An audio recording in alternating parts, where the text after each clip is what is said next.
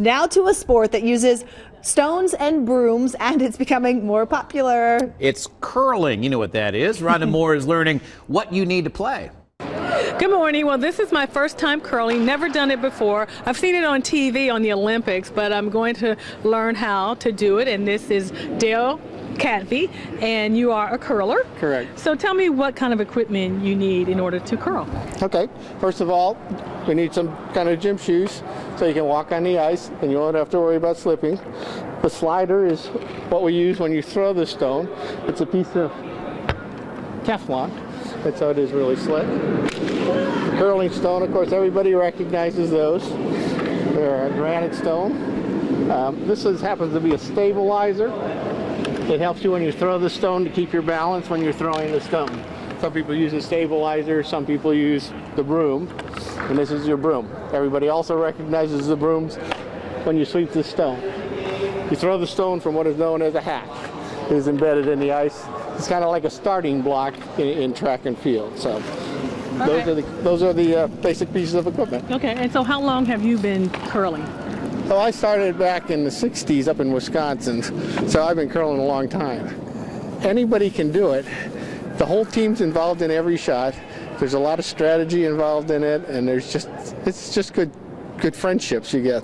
Do you think it's gaining in popularity? Oh, absolutely. Once it hit the Olympics, everybody started talking about it, and I was like, this is great. All right, well, that's great. Well, curling is held on Tuesdays from 6 until 8 p.m. here at Riverscape in downtown Dayton, and they play until February the 11th, and there are 8 different teams, and this is the first year for the league. Now, we'll be back at 8:05, and I'm actually going to take the first steps in curling.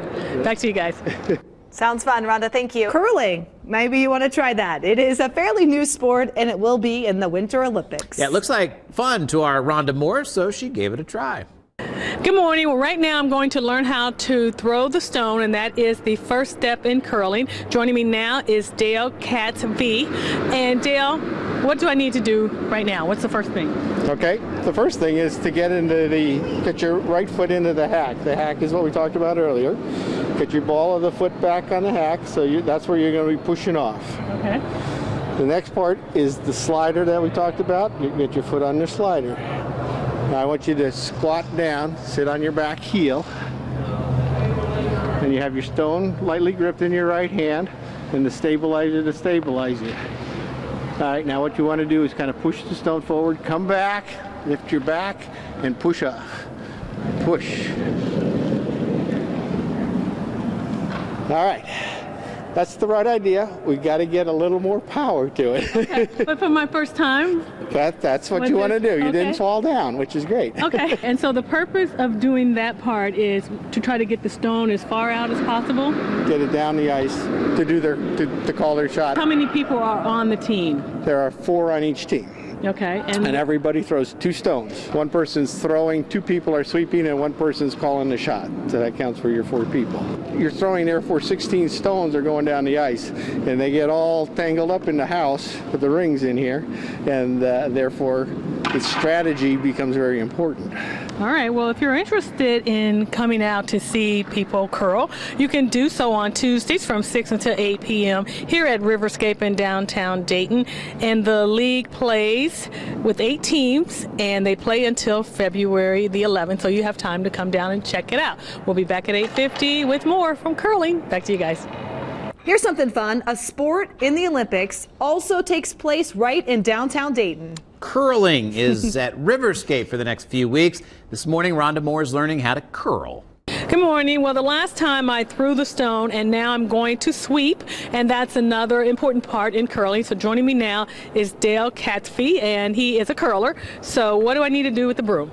Okay, first we need to get it in the right place. So you're going face down the ice, put one hand on the lower part of the broom and the other hand on the back, and you want to put it down on the ice and slide it back and forth. Like this? Yes, and then you want to be able to move down the ice, and you want to be able to shuffle foot next to foot and just move down the ice. All right, come on, faster. Get in front, start sweeping. The object is to get your stones closer than your nearest opponent's stone. And so now when you sweep, you have to run alongside of it once he throws the stone. Right. I think I messed up on that part. I didn't realize I needed to You got to run. get a head start, right? Okay. And then you just sweep real fast like this Correct. and then try to get it moving. If it's needed, not it's not always needed, but if it's needed, you have the skip calling on sweeping, and that's when you hear them say harder, harder. It's sweep it harder, faster, faster, you know, to carry it further. Who would you say that curling appeals to? One of the things is like golfers that golf in the summertime. It's a great coordination. There's a lot of similarities to curling and golf, believe it or not. Anybody can do it. All righty. Well, if you're interested in watching some curlers, you can do so on Tuesday from 6 until 8 p.m. here at Riverscape in downtown Dayton. Now, there are 8 teams in the league. It's their first year, and they will play until February the 11th. And right now, I'm going to keep practicing on my sweeping. Back to you guys.